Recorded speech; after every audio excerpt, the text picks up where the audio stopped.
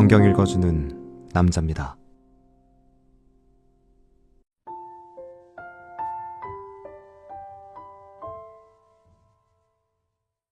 아닥사스다 왕에게 올린 그 글의 초보는 이러하니 강서편에 있는 신복들은 왕에게 고하나이다. 왕에게서 올라온 유다 사람들이 우리의 곳 예루살렘에 이르러 이 패역하고 악한 성읍을 건축하는데 이미 그 지대를 수축하고 성곽을 건축하오니 이제 왕은 아시옵소서. 만일 이 성읍을 건축하며 그 성곽을 마치면 저 무리가 다시는 조공과 잡세와 부세를 바치지 아니하리니 필경 왕들에게 손해가 되리이다. 우리가 이제 궁의 소금을 먹는 고로 왕의 수치당함을 참아 보지 못하여 보내어 왕에게 고하오니 왕은 10조의 사기를 살피시면 그 사기에서 이 성읍은 패역한 성읍이라. 예로부터 그 중에서 항상 반역하는 일을 행하여 열왕과 각 도의 손해가 된 것을 보시고 아실지라. 이 성읍이 회파됨도 이 까닭이니이다. 이제 감히 왕에게 고하오니 이 성읍이 중건되어 성곽을 피력하면 이로 말미암아 왕의 강서편 영지가 없어지리이다 하였더라. 왕이 방백 르움과 서기관 심세와 사마리아에 거한 저희 동료와 강서편 다른 땅 백성에게 조소를 내리니 일러스되 너희는 평안할지어다. 너희의 올린 글을 내 앞에서 낭독시키고 명하여 살펴보니 과연 이 성읍이 예로부터 열왕을 거역하며 그 중에서 항상 패역하고 모반하는 일을 행하였으며 옛적에는 예루살렘을 주재하는 큰 군왕이 있어서 강서편 모든 땅도 주재하며 조공과 잡세와 부세를 저에게 다 바쳤도다. 이제 너희는 명을 전하여 그 사람들로 역사를 그치게 하여 그 성을 건축지 못하게 하고 내가 다시 조소 내리기를 기다리라. 너희는 삼가서 이 일에 게으르지 말라. 어찌하여 화를 더하여 왕들에게 손해가 되게 하랴 하였더라. 아닥사스 왕의 조소 초본이 르훔과 서기관 심세와 그 동료 앞에서 낭독되매 저희가 예루살렘으로 급히 가서 유다 사람들을 보고 권력으로 억제하여 그 역사를 그치게 하니 이에 예루살렘에서 하나님의 전 역사가 그쳐서 바사왕 다리오 제2년까지 이르니라.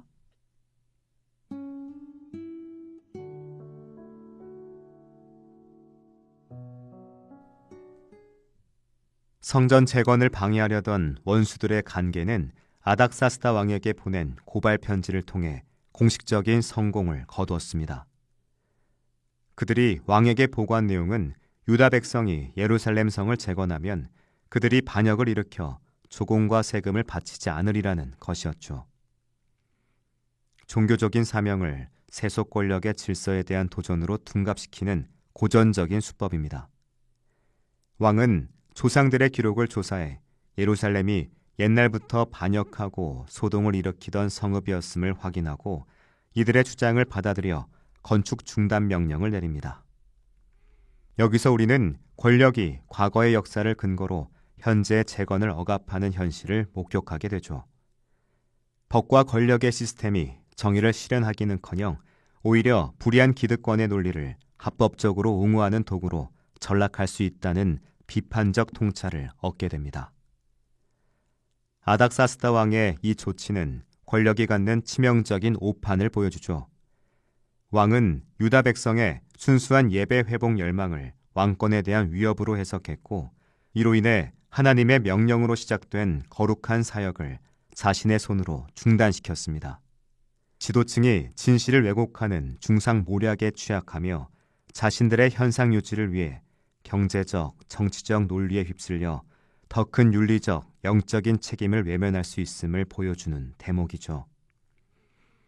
왕의 결정은 오늘날 사회 지도층 인사들이 특정 현상이나 인물 사건에 대해 비상적이거나 왜곡된 정보를 바탕으로 중대한 정책 결정을 내릴 때 그 결과가 공동선과 약자들에게 얼마나 치명적일 수 있는지를 보여주는 강력한 사례입니다. 성경은 우리가 권력의 결정에 대해 무비판적인 순종을 하는 대신 그 결정이 하나님의 정의에 부합하는지 끊임없이 예언자적인 시각으로 검증해야 함을 촉구합니다. 결국 방해자들은 왕의 조서를 들고 예루살렘으로 올라와 군대의 힘으로 건축을 중단시켰습니다. 여기서 우리는 법 집행이라는 이름 아래 폭력이 동원되는 비극적인 장면을 봅니다. 그들은 합법적인 명령을 빌미로 물리적인 힘을 사용해 거룩한 재건 사역을 강제로 멈추게 했습니다.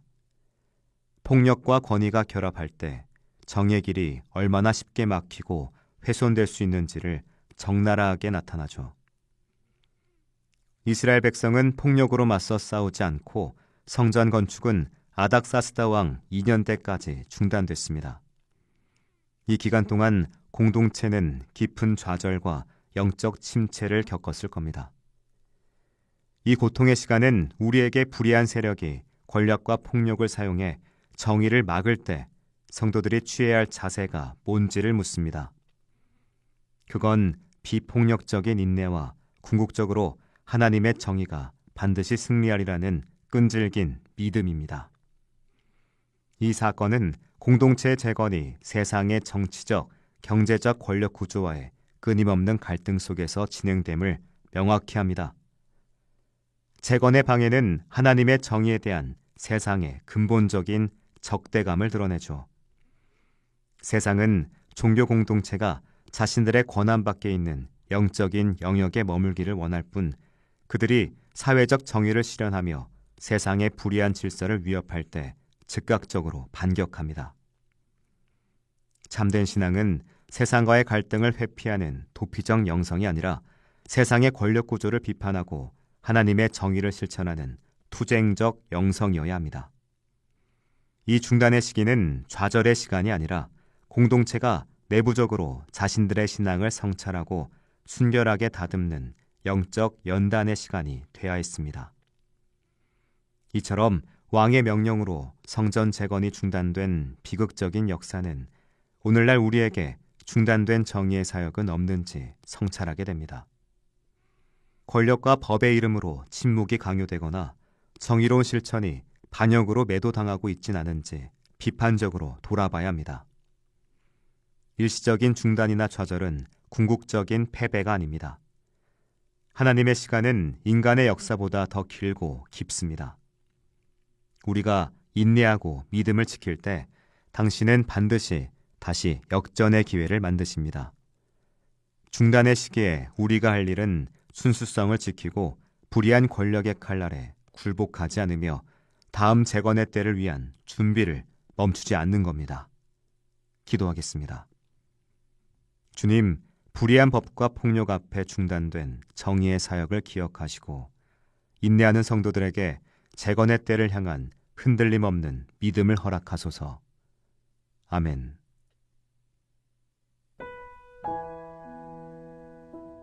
지금까지 묵상에 함께하는 교회 홍정한 목사, 내레이션 성경 읽어주는 남자였습니다.